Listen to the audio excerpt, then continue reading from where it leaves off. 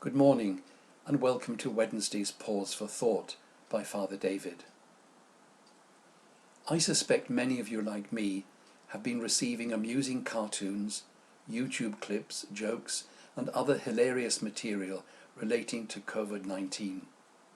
Indeed, you may even be one of the people distributing such material.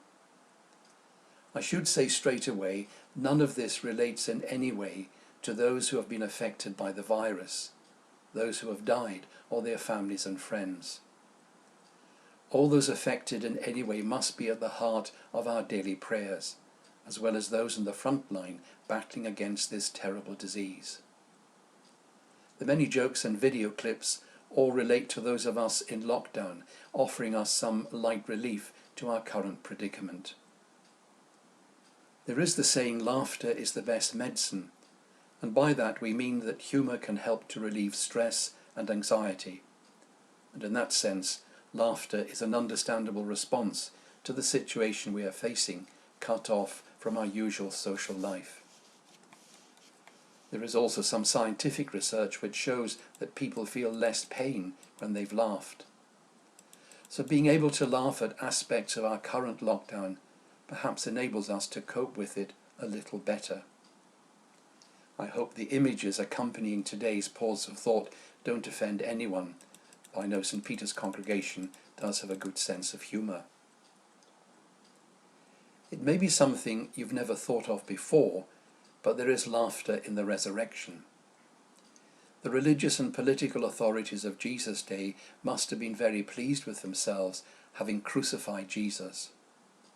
Rubbing their hands with glee, Jesus was now out of the way and could cause no more trouble, and it marked the end of the Jesus movement, so they thought.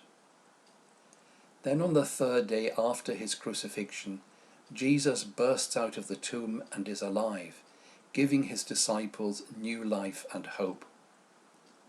The smug satisfaction of the authorities must have been replaced by horror and fear that Jesus was alive once again. For the disciples, in due course, when they recovered from the shock of his death, they were now filled with joy and hope. It was as though the last laugh was on God.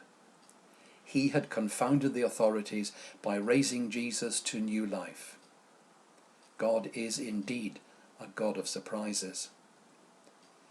In the Middle Ages, there was a tradition for a joke to be told during the homily on Easter Day. This was known as the Easter laugh, recalling how God had tricked the devil and given us the last laugh over death.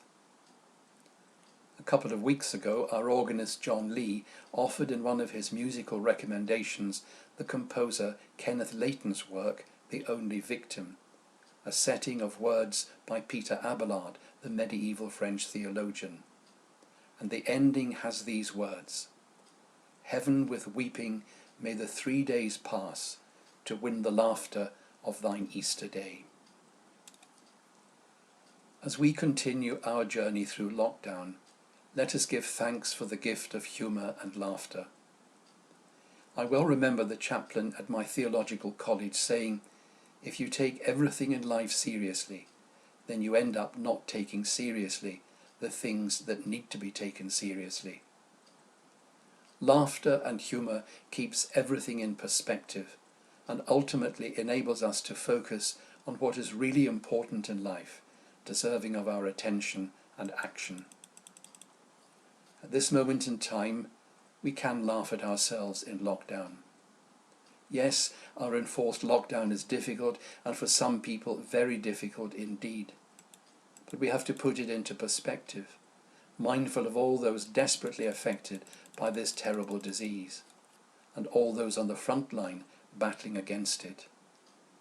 Being prepared to endure lockdown for the foreseeable is the part we are playing, as the mantra says, protecting the NHS and saving lives.